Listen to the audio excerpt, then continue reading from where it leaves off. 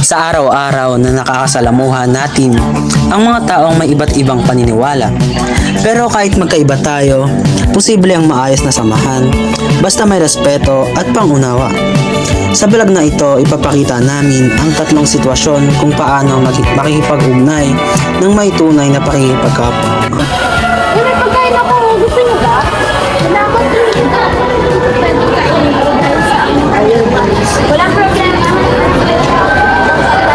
Tama, respetuhin natin ang paniniwala. Pangalawa, paggalang sa mga different religious practices, hindi kinakailangang parehong paniniwala para magkaroon ng pagkakaunawaan.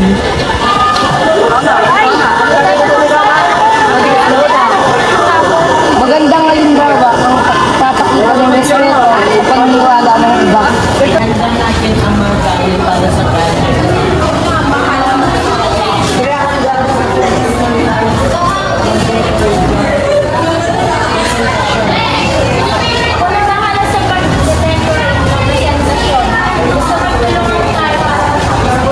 Sa tatlong halimbawa na ito, makikita natin na ang pakikipag-ugnayan sa kapwa ay nakasalalay sa respeto, pangunawa at pagtutulungan.